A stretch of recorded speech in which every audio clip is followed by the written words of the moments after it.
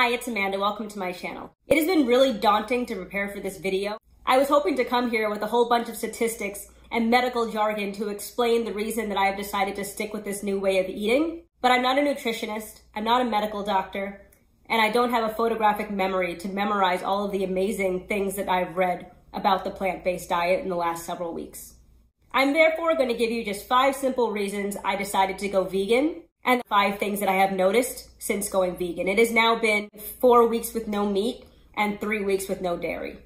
I am purposely not calling this a diet, by the way, because this is not just a phase. This is a new way of eating and it's incredibly sustainable. Reason number 1 was my meat-loving father telling us that he wanted to try out a plant-based diet. He'd been saying for decades that he hated eating animals and that he wanted to be a vegetarian and that he completely respects vegetarians and vegans for not eating animal products. But he would say this while gnawing off the remains of a 16-ounce ribeye, so we never really took him seriously.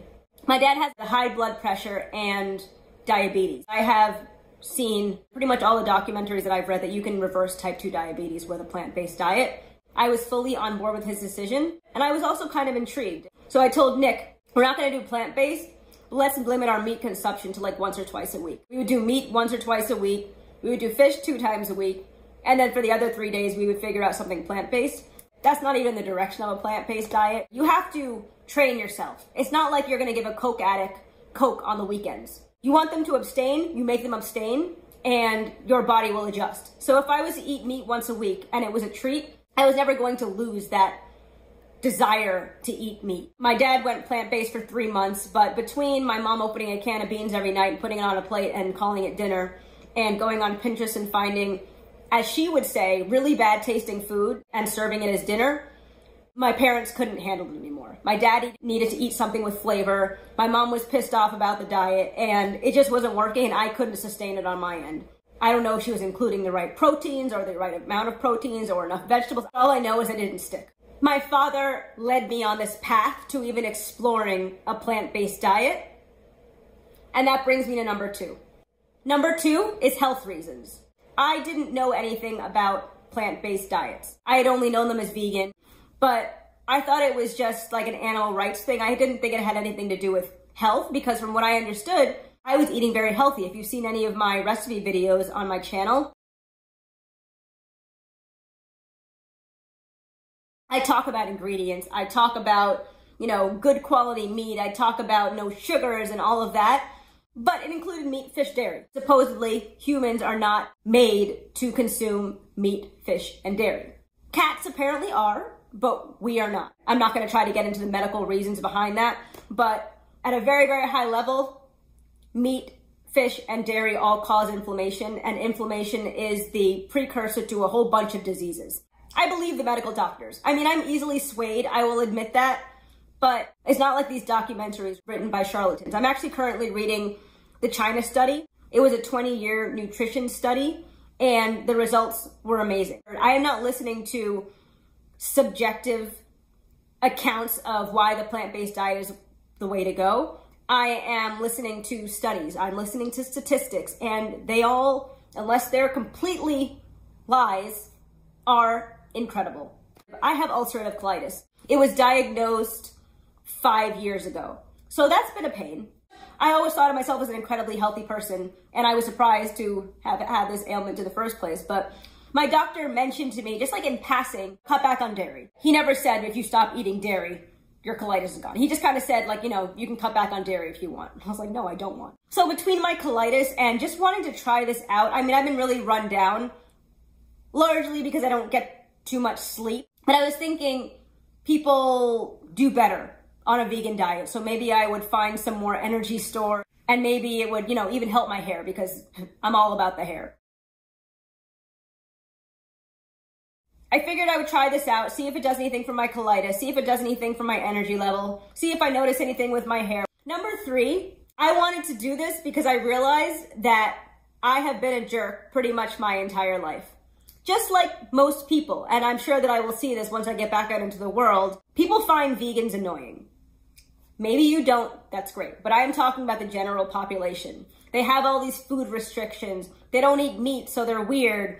They don't eat cheese and dairy, so there's just a lot of extra work. If you're having a party and you have to come up with vegan options. It's a pain. And I know that because I was the person saying, wow, this is really annoying. Veganism is apparently a way of life. I have looked this up on Google. I am changing my diet and I'm going to limit my animal products because I believe in animal welfare. According to the stereotype, vegans use natural deodorant, often very ineffective. They wear hemp skirts. They don't wear shoes. They sleep in the wilderness. They throw fake blood at people in furs. I'm not for furs, but you know, there are extremes. But a lot of vegans are like that. The ones that aren't, I haven't had a problem with them in the past.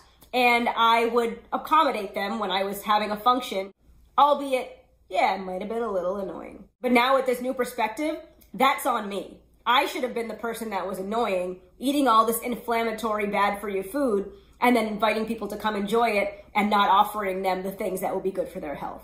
I'm not getting in a soapbox about this. I'm not looking to make things difficult for other people. I'm not the person to sit there and talk to people about how they're terrible people for eating meat and for eating dairy. When I realized that this stereotype has nothing to do with the healthy decisions people make in their diet, I realized that I had no right to be judgmental of people that just don't eat meat and dairy. They're probably healthier than I am. They were actually onto something. I decided, because I no longer need to be a jerk, that I'm gonna join them. Reason number 4 was my sister.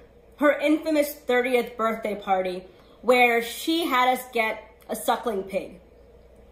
Have you ever seen a suckling pig? It is a pig. It's a pig on a spit that you put on a table, and then I sat down and I just watched my family dig in to what looked like a live pig and just, you know, enjoy it. That took me off meat for about 6 months, I think. But after seeing that, I wanted to go vegan. I wanted to go vegetarian at that point. I had no reason to want to go vegan. That was probably, what, 6, 7 years ago? And I still, to this day, just have this picture of my, what looked like to me at the time, and now, barbarian family just digging into the stomach of a pig. Watching all these documentaries, hearing all these things about health, my caring about animals and thinking pigs are adorable, and my loving prosciutto and bacon. I realized that I can't have that kind of reaction to what happened on my sister's 30th birthday and continue to eat meat. That was just another box to tick to show me that there was something else that I should be doing. Number 5 is I was actually excited about this challenge. I can sear a steak with the best of them. I've been cooking for a very long time. I make very good food. But I've never cooked vegan food. I'll make a steak and I'll serve rice and avocado with it. I'll make chicken and I'll serve pasta with it. I'll make, I mean, you know what foods are. There are so many fruits and vegetables out there, and it's insane to me. And just like different things that you can do with them. Like instead of using a cheese sauce, you use cashews. Like something like that to me is absolutely amazing. There's just so many things you can do. You can be so creative. You can make these colorful plates. Nutritionists are always saying you should eat the rainbow. I want to eat the rainbow. And I've been eating the rainbow and it's been fantastic.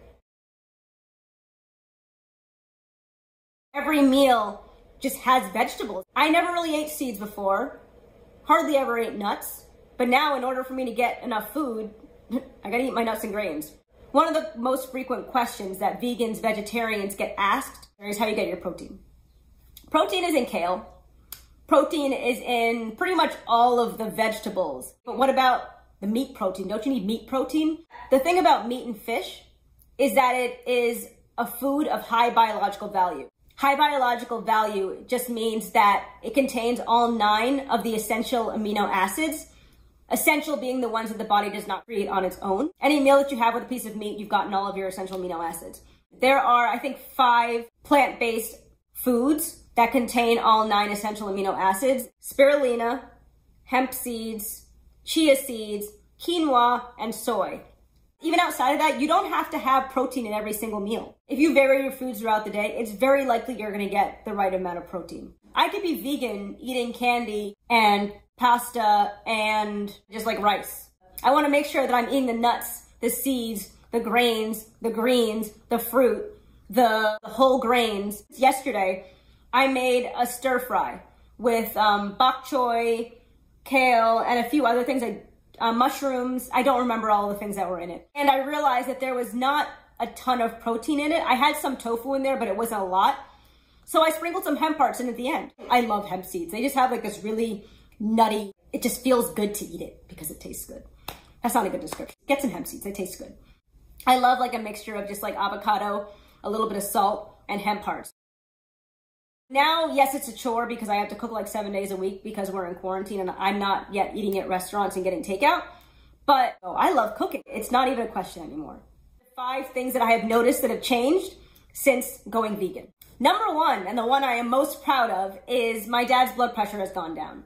It went down the first time he went vegan, and it happened again, so that's just great. I'm looking forward to all the other health benefits that we're going to see. Number 2 is my pain related to my ulcerative colitis that has been going strong for 5 years or so is gone. It had been consistent for 5 years. I think it was a week after I came off the dairy. Whether or not it's gone, the symptoms that make me uncomfortable are, and that's something to give credit for. Number 3 is quick and easy. Completely unintended side effect. I lost 6 pounds since going on the diet, and I don't think it's because I'm not eating enough. I still have energy. I'll get to the place where I'm supposed to be, and then I assume I'll plateau. For me to lose 6 pounds, it's a lot. I was at 115, and now I am at 109, for full disclosure. You lose weight on the diet too. Number 4 is kind of a cheat because I mentioned this in the 5 reasons I went vegan, but I love cooking again. It's just like a whole new world.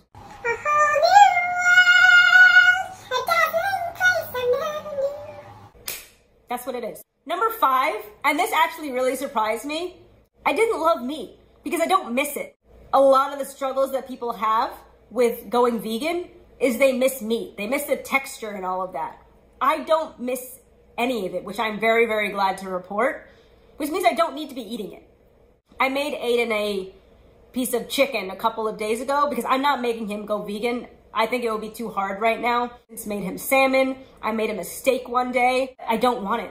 I'm giving Layla vegan food for the most part, but she's on formula, which is milk, so she's already not doing the vegan thing. The only problem that I have is that I have a meat freezer full of meat and fish, like enough to last me a year. Other than storing frozen vegetables, all of my food is fresh, or, you know, it's grains that I keep in the cabinet, so what am I gonna do with the freezer? Thank you for watching. If you're vegan or thinking about going vegan or just have any comments or feedbacks, or if you agree or disagree with anything that I've said, please comment below. Like, share, subscribe if you like my content, and I will talk to you in my next one. Have a good one.